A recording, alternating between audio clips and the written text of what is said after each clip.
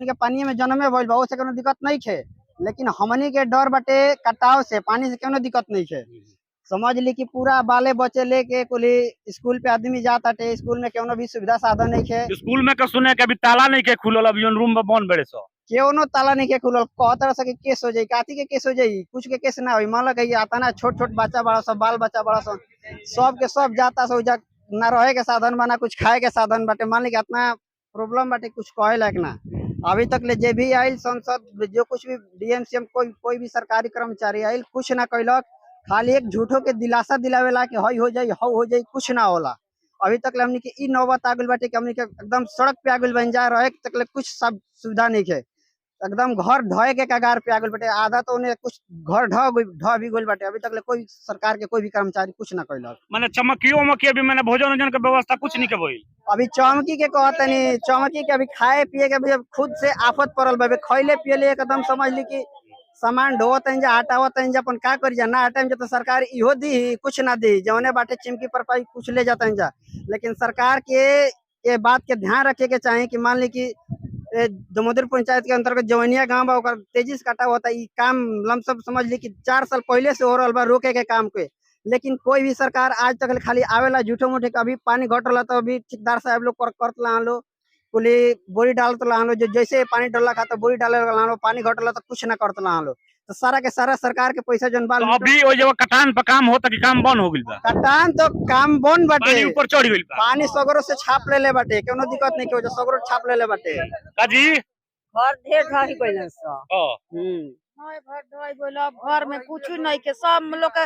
एक से एक मंदिर है, एक से एक मकान में भस गइल। कहां सामान ले जाकर वो सब कहां दिले बा, मैन कहां धराइल बा, का कुछ जेने तने आदमी राही घाटे आदमी ले धइले बा, कहां कौन बाबू के मेरी आसबा की धरे के बा। त गंगा जी धरते ना रखिए त कहां धराई। त मैं आज का बोलो कर त मैं सामान्य सहित मैं चल गेल गंगा में।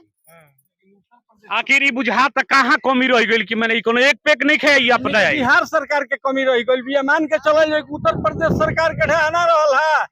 3 साल पहले लेके ओइजा सब पिलर सब गाड़ी के सबके ठेकचा लगा के ओइजा ढाही रोक दले है। आइजा कोनो बिहार सरकार कोनो एथी नहीं के किले,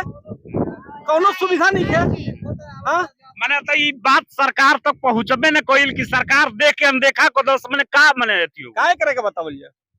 सरकार देखत नहीं है, पिछले 2 साल से ही तक कटाव 2 साल से कटाव चलता, आज कौन नया कटाव चलता। 2 साल से गांव घर बांध जात रहल है, अभी गांव घर बांचल नहीं है। गांव के मोटा मोटी 30 से 40 घर ढह गइल। आ सब बेटी बहन अपना अपना जेकर बेटी बहन भी है, उ कुल लोग के अपन अपन गाड़ी लेके, केहू बैरिया से आइल बा, केहू रानीगंज से आइल बा, केहू हल्दी से आइल बा, केहू हासनगर से आइल बा। सब लोग अपना बेटी बहन के सामान अपना अपना गाड़ी पर लेके देखत नहीं कि प्लान करत है। माने ही तई न तई जात लोग, तई न तई जात लोग।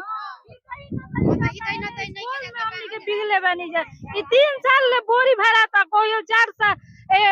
भर बोरी आसाई रह जाता, आसाई 5 साल ढह जाता। हमनी के आज ले कुछ एगो सरकार तो चुमुकियो नहीं खन देले। कब वही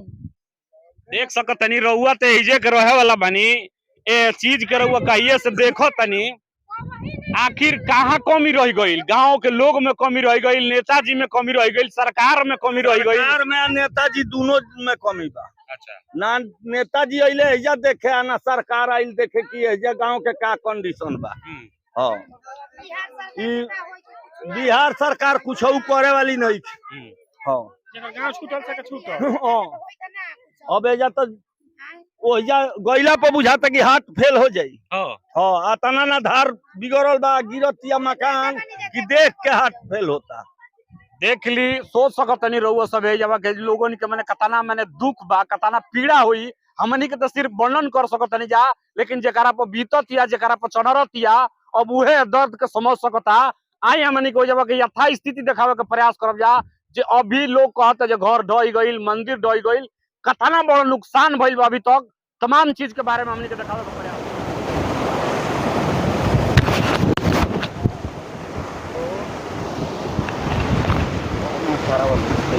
ना ना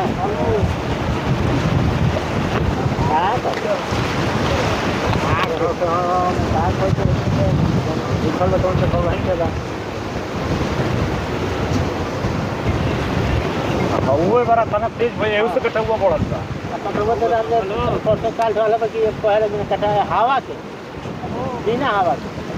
हाँ पानी से हवा ये बड़ा हवा 1 महीना से देखो तनी जा आ जे भी आवता नेता विधायक सांसद डीएम एसडीएम वो लोग से सब लोग से कहत थाक गोनी जाके कोनो व्यवस्था करी सब उ लोग कहे कि कोई लोग के जा एगो घर ना गिरे दिया कहनी कि ना साहब एक बार में 50 फीट बस ही जाला तो का एक उपाय बा कहता लोग कि बम्बू गड़ाई होई होई हो होई सब करते करते लेके चली गई एक बार हमार घर ढोए के तैयार बा बाकी रह जाए कोनो जना के आ पता नहीं आ ढो ही गइल हमार कतना है सब देखिए ओने तनी दिखा दी और सब ढो ही गइल हमार घर जौन असियाना हमनी के रहल है तौन तो उजड़ गइल अब रोड पे बड़ा सर सामान लेके बैठल बनी जाब हमनी के कोनो वकील काम नहीं के करत कि कहाँ जाई जा आ का करी जा तो केहू के मैंने फोन ऑन चाहे मैंने ना इला केहू हमनी कहाँ ना आइल हा अब बस हमनी के अब तो बचा तो नहीं खेलो सकत कोनो जना बाकी हमनी के ये चाहब जे कि हाँ सरकार से कि बस कहीं विस्थापित होके खातिर कम से कम हमनी के जगह मिल जाइत नु तो वो एक लेखा से बढ़िया रहला भले कुछ होके चाहे मत होके गंगा जी तो वो लोग से अब रोकाए माँ के नहीं अपन ले आके झूठो मूठो के को बोरिया डालो लालो बांस में पानी के झांकी से गंगा जी रुकेली अब बताइए यही जो ओ चौकी गांव रुकी गई आदमी हो तत्पर है सरकार तत्पर है योगियो आई रहा है वही जा सब अपन काम कराओ लो सब रुकी गई बाकी हमनी के गांव पे केहू के ध्यान नहीं है चाहे विधायक हो चाहे सांसद हो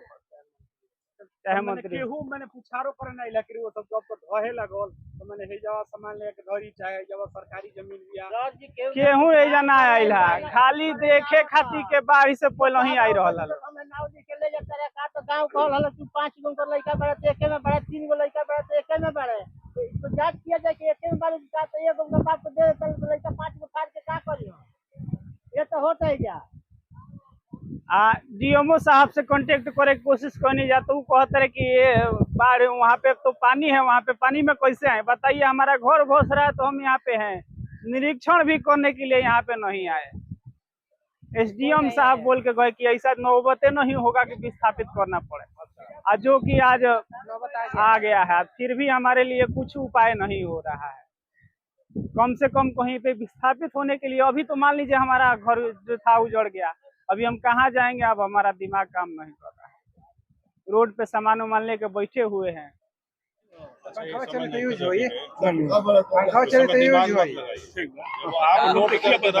बहुत आप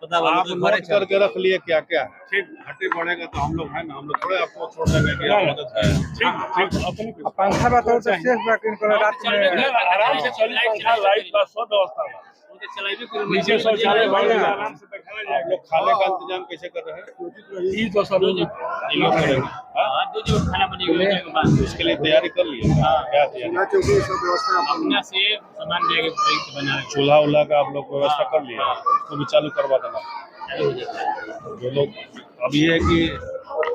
ये जो यहाँ रह रहे हैं उनके लिए वो भी चीज नहीं कि ये चीज आप लोग कैसे हैंडल कीजिए वो आप लोग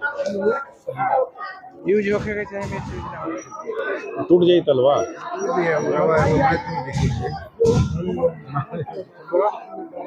आप यहाँ पर आए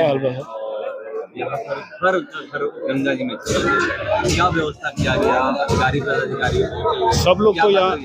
लोग तो यहाँ जुटे हुए हैं एडीएम है बीडीओ है सारे प्रशासन के लोग हैं जिनका मकान गिर गया है लोग उनके लिए स्कूल में व्यवस्था की जा रही है कि स्कूल में यहाँ व्यवस्था होगा और खाने का भी व्यवस्था जिलाधिकारी महोदय का है कि नहीं सारा हम व्यवस्था करा रहे हैं और समय को देखते हुए आगे और काम किया जाएगा इनको 3 डिस्ट्रिक्ट जमीन देने की भी बात वो तो होगा वो तो मिलना ही है इन लोगों को देना ही है प्रशासन के द्वारा मिलना है जिनका मकान चला गया उसका एक लिस्ट बना रहे हैं और पानी खत्म होगा उसका हम लोग प्रक्रिया में लगेगा अभी जो लोग प्लान कर रहे हैं वो लोग करना रह रहे हैं उन लोग के लिए स्कूल में व्यवस्था सामने आप लोग देख ही रहे हैं स्कूल में व्यवस्था किया है सरकारी भवन में यही एक भवन है बाकी सामुदायिक भवन और भी है उसमें पानी बढ़ने के बाद उसमें पानी घुस जाता है इसके अलावा कोई आज के दिनों में नहीं है लोग बांध पे करेंगे अगर लगेगा कि पानी हटने के बाद भी विस्थापितों को अगर जगह नहीं मिली तब तक हम लोग बिहिया चौरस्ता में फ्लड वाला जो ऑफिस है अभी एडीएम को बोले हैं जाते समय देख लेने के लिए कि वहाँ भी आप व्यवस्था कर सकते हैं। मतलब विस्थापित को वहाँ पर व्यवस्था बिल्कुल करवाने बिल्कुल बिल्कुल।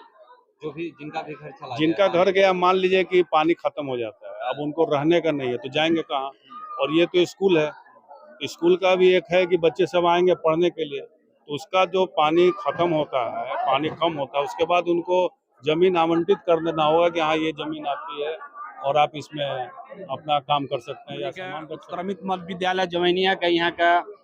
प्रभार बारुआ जी में प्रधानाध्यापक बने। ये जब जौन बाढ़ से विस्थापित लोग बा, जौन कटान से विस्थापित लोग बा रहुए स्कूल में जब मैंने अड़ान ले बा जी जी का कुछ निकली का पूरा जानकारी दी। पूरा जानकारी सर हमने की जो आला अधिकारी आयल है ओकरा से बात भइल है, वहाँ से लेके दिशा निर्देश के बाद भइल है कि रूम खोलवा दिया जाए, तत्काल यहाँ सब के व्यवस्था कल जाए। ऊपर से उप विभाग से खाना के व्यवस्था यह हो रहा बा, जना में कौन कौन अधिकारी बना हमें तो पता नहीं है उतना, ये हमने के व्यवस्था भइल बा, तत्काल ही व्यवस्था भइल बा। तो स्कूल मैंने क्या स्टाफ के तरफ से हुई कि प्रशासनिक स्तर पे काम हुई? कौन चीज के खाना पीना का खाना की व्यवस्था प्रशासनिक स्तर से बा, स्कूल की तरफ से कुछ नहीं है ना। तो अब जो स्कूल में जो बच्चा पढ़त रहे सब कनी के मैंने कहाँ पढ़ाई हुई? अभी तो सर बाढ़ बा, ई तो स्थिति बाद में पता चली का भइल। आज तत्काल में यही भइल है कि यहाँ सभी के रहे के व्यवस्था कल जाओ, प्रशासनिक विभाग से आदेश भइल है कि लोग के रहे के व्यवस्था कर दिया जाओ, कम से कम रूम खोल दिया जाओ जना में कि बच्चा और औरत रह सकस, जेंट्स लोग कहीं भी रह सकता है। को क्लासरूम रूम खुल गया 8 गो हमारे तो आता लो जो हाई बिल्डिंग ना देखिए 6 गो में सर बहुत सामान हमारे कीमती सामान ओकरा में बहुत नुकसान हो जी हमारे। हाँ ओकरा में ऐसी लैब बा 20-22 गो हमारे कंप्यूटर बा, स्मार्ट क्लास में हमारे ओकरा में दिक्कत ज्यादा हो जाएगी। ये चलते ही रूम रहा 6-8 गो रूम खोल देनी, लैट्रिन बाथरूम है या 16 गो हमारे कंप्लीट बा ऑलरेडी, यहाँ सब लैट्रिन बाथरूम में जाए कोई दिक्कत नहीं है। हाँ वहाँ से बातचीत भइल है, वहाँ कहते हैं रूम खोले के और रूम खोलवा दी, देखिए 8 गो रूम एने खुल गए, 6 एने और 2 एने जी व्यवस्था करब। हम कहनी है कि मतलब हमारे क्षति ना होके चाहिए, जो रूम में रहता वो अपने घर रूम के रखे, ई ना कि हमारे पंखा चल जाए, लाइट चल जाए, लोग चला ले। और रूम में हमारे 4 को पंखा बा, अगर कोई क्षति ना होके चाहिए ये चीज के तो ध्यान रहुए ना रखे के पड़ी। अब हम ध्यान किसे रखब सर, रवा रूम में रहब हमरा ध्यान रखब, राउत मान लीजिए रवा बानी आ बाल बच्चा बा जो में रहत उहे तो ध्यान रखिए। हम बेंच बा, बॉल बा, तार बा, पंखा बा, बेंच हम लोग वहाँ से निकाल करके एक रूम में शिफ्ट कर देंगे, लेकिन अब पंखा तो नहीं ना निकालेंगे, कारण वो रहेंगे तो सुविधा उनको चाहिए, तो उनके लिए सुविधा हम पंखा दे रहे हैं, लाइट दे रहे हैं, वैसी सुविधा हमारी उनके हटने के बाद भी मिले, यही मैं आशा करता हूँ। और आपसे भी कह रहा हूँ कि हमारा ये व्यवस्था रूम में है, वो व्यवस्था हमारी बाढ़ समाप्ति के बाद, आपदा समाप्ति के बाद वो हमारी व्यवस्था जो बनी रहे, ताकि हमारे जो बच्चे यहाँ हैं तो उनको कोई दिक्कत नहीं हो। जी धन्यवाद।